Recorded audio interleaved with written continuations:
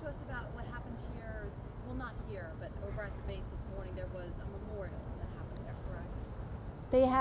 There was a ceremony today for Angie by her, I believe it was the command, her ship.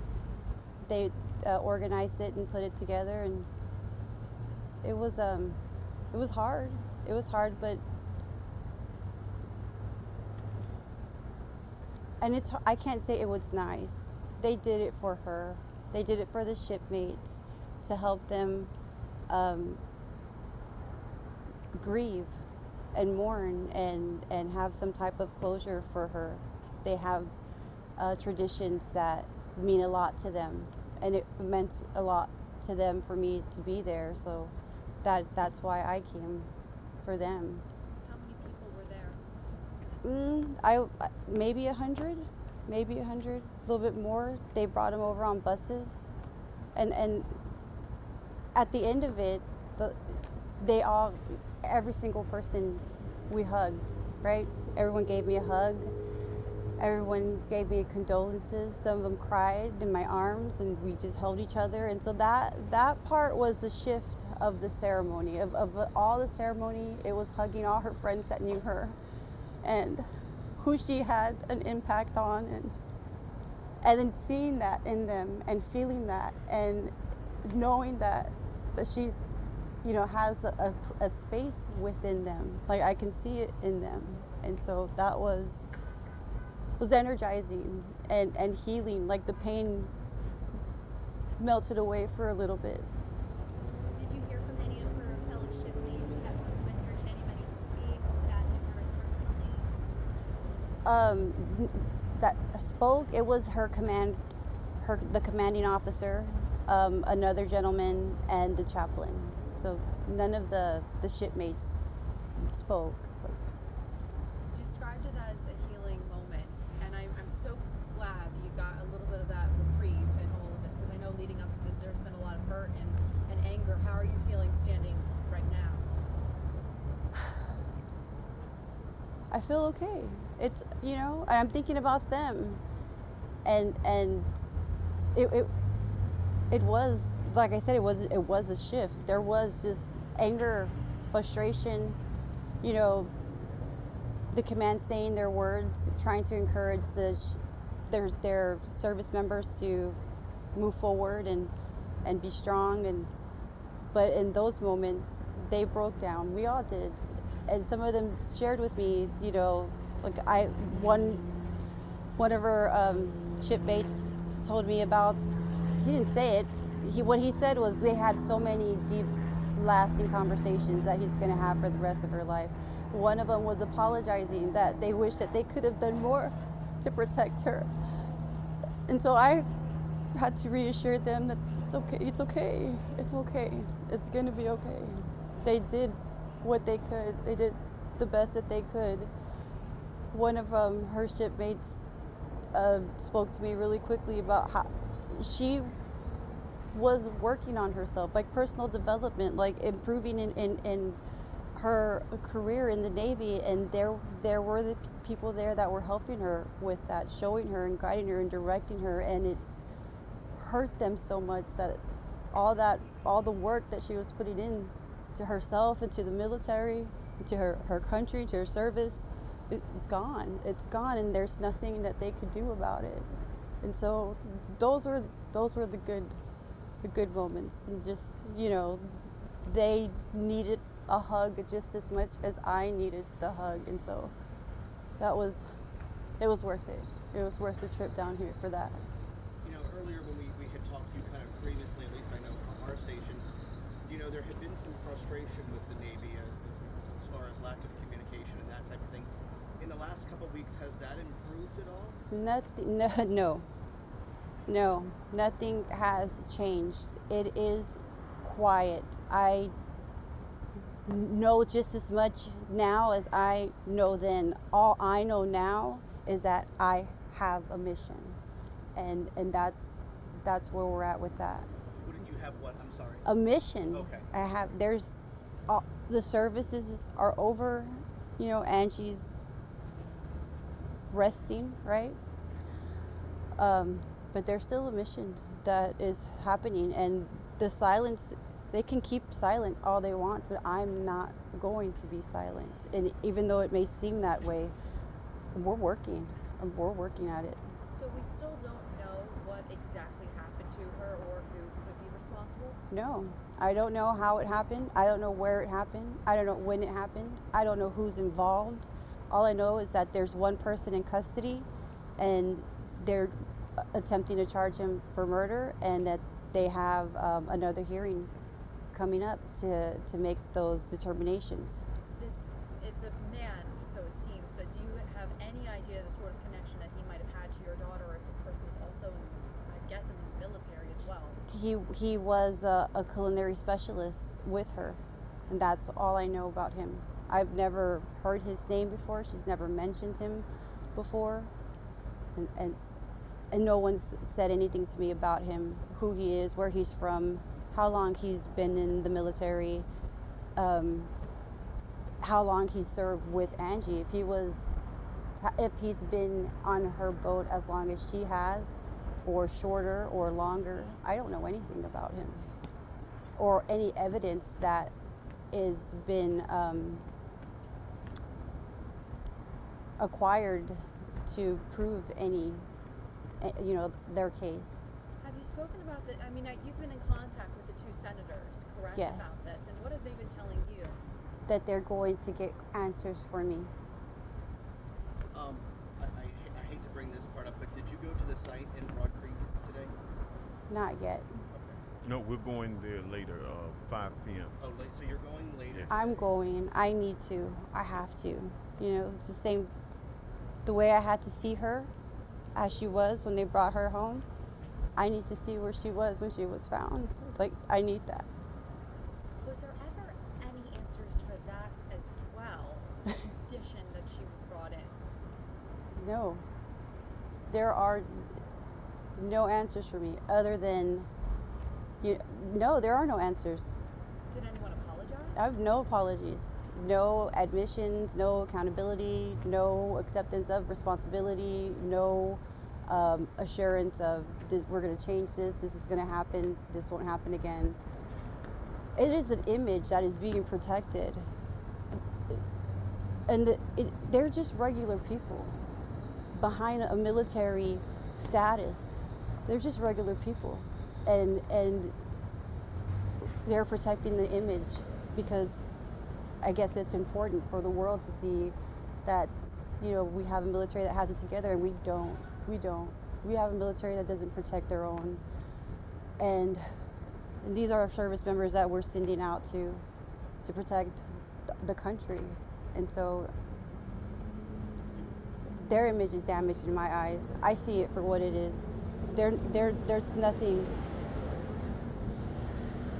special that I grew up thinking that the military service members are amazing people, right? They serve, and they are. But reality is they are just regular people, and they make mistakes. But because they are military, there's no accountability, and we don't get to know, what's happening on the bases. On the bases is one thing. Being out deployed is one thing, but when you're home and you're within the community and among the people, there should be some kind of transparency and accountability for things that happen on that base, because it can easily transition into the community. You said earlier that you're on a mission now. Yes. What's that mission? That this never happens again.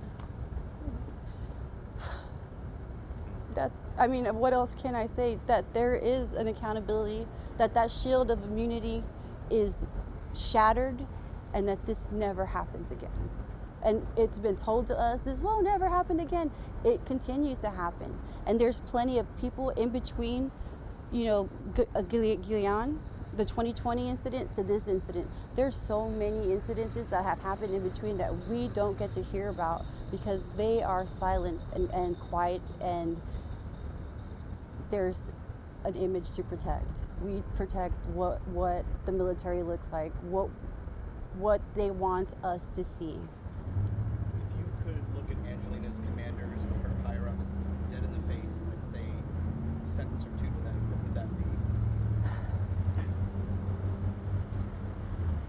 have a responsibility.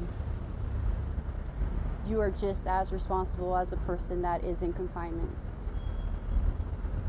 There was a memo that was released by them talking about what they believe was the chain of events and just what they know so far. Have you seen that memo? What did you think about that? It is a deflection of responsibility. That's all that is. They had procedures to take, there were steps that they take, and because someone else took those steps, it's all good for them. No, that's not how it works. It was their responsibility to take the steps that were needed. They could have acted faster. They could have preserved evidence. They could have preserved my daughter's life if they treated it differently. But because outside agencies, the police department, I think it was the Norfolk Police Department, are the ones who contacted NCIS about the missing person.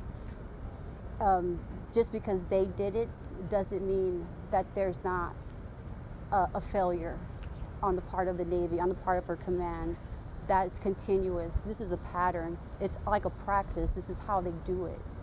And it needs to be exposed. Light needs to be shined on it. It needs to stop. I was to say the narrative in this has changed a few times, not on your side, but on the military side on this, saying that when you called or what date that was or who saw her last. Have you, I don't want to say discrepancies, but have you noticed, the change of narrative over time? When looking at that report, I did see that there was a claim that they saw her, that someone saw her the day before when she wasn't at work, like she didn't have to be at work, so no one really had to account for her, but yet they did go see her. But in that same statement, when I look at the missing persons report, they couldn't say what she was wearing. They couldn't say what she would look like. They couldn't say if she was okay or not. So I don't believe that they saw her. And if they did see her, that wasn't an adequate enough identification or verification of her safety. And so that is a discrepancy. And if that, what they wrote in an official document to a congressperson, if they are trying to pass that as truth, that I don't even know how to say that. That is a you can even go into tampering, with evidence. That is intentionally misleading the government, misleading the community, misleading family, us, right? The proper authorities of the truth of what happened. My final question for you is that there have been so many women who join the military, bright-eyed, ready to serve their nation, and then they go in and they can be questioned by other people or put down by other people, that there's not necessarily the guardrails there to protect young women in the military. Are you trying to become an advocate for that, or is that something that you say we've seen now with this? I don't think women, I know women can do all things that anyone can do. We are equal. They are not treated equally, and that includes being protected as equally as their counterparts, right? As the people that cause harm to them. I would say women don't need to join the military, not until it's safe, not until there's a guarantee in writing that they can sign a contract that they will be protected. And if anything happens to them, that it would be adjudicated. They would have justice, that person that caused harm to them could no longer be in the military to cause harm to anyone else. If you're out here in the civilian world and you get in trouble for sexual assault, sexual harassment, you're registered, you're known. The community has to know who is around them. That's not happening on these bases. Nobody knows what's going on and who's who and what's what. They're targets. It's a constant thing. And why? It's to protect an image. We don't have people like that on this base, but it's a lie. Could you describe just Angelina a little bit for us and what her desire was to go into the military? And after this, one more question, please. Thank you. All her life, she wanted to travel the world, right? And so the opportunity came. She met recruiters. She has family in the military, and so it was kind of almost natural. She felt it as a calling, and she joined.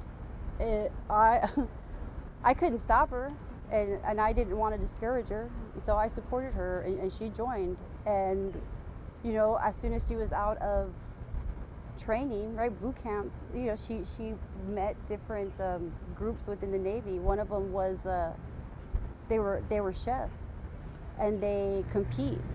And she met them, and she got excited, and she had it in her, like she could maybe one day, like she could cook for world leaders, right? She can cook for the president, and that was a dream for her. And I remember when I first heard her say that, I was like, "You want to cook for the president?" And I'm like, you know, yeah.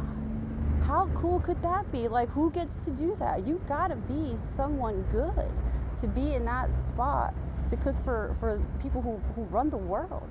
Like that, and you know, and every step she took, it was to become better. And you know, I who she was and how she was playful. She was a playful person. She was fun-loving person, curious, happy, you know, trusting. And then she joined the Navy, and she was being molded into a leader, right? People, you know, listened to her. She ran a kitchen, and that's not easy when you're feeding hundreds of people. That's not easy. That's like, you know, they look forward to eating. If anything good, you know, on the day would be a good meal, she provided it, and her, you know, everyone who worked with her, that's what the goal was. And so she was an amazing person, and she's left an impact on a lot of people. And I didn't, you know, I'm still at awe, like all these people who loved her, who knew her, who maybe didn't even know her, but knew her smile, right? Knew her energy and welcomed it. It was welcoming. For people who have heard her story, and they've come out on social media saying they've experienced, you know, the same kind of really tough communication between bosses trying to, you know, maybe get word across that they don't feel like they're safe. What would you say to people who see your daughter's story and they don't want to see this happen to another woman? What can people do to help try to make this change? Who can they call? Is there something they can sign? That's where we're at, because we thought there was a change, but there wasn't. So how do we change it? This is a restructuring of a system. You know, where it begins and where it ends. Like, we need to know. We don't know. We're left in the dark. We don't get to know how they run their base. I've learned that if a woman is sexually assaulted, she doesn't have to report it. It doesn't have to be reported. She can go to a facility, a doctor, right, a hospital, and they know that she's been sexually assaulted. But if she doesn't want to say anything, nobody says anything. That's not okay. That can't happen. That doesn't happen here. If somebody goes to the hospital and they've been raped, there's a police report, there's documentation, because there's a predator. There's somebody out there that causes harm. What can you do? I'm telling you, like, you know what? Complain. Don't be afraid. File your complaints. File your complaints with whoever is in charge. File your complaints with your local police department. File your complaints with your congressmen, with your governors, with the media. Let it out. Don't be afraid. These women are afraid of retaliation. Let them retaliate. That's what we want. We want to see it. We want to see the retaliation in action. Do it. And I know you said wellness, but what happens next now? What's your next steps? Just keep moving forward. The steps just are unfolding. I don't know what the next steps are, but it is inspired action. That's all that happens. Maybe an independent investigation needs to be done. Someone not the military to figure out what happens. I think that was done in Fort Hood, and a lot of people were exposed for the corruption and you know, for what they were trying to hide. Like, we're not gonna do it. Not doing it anymore.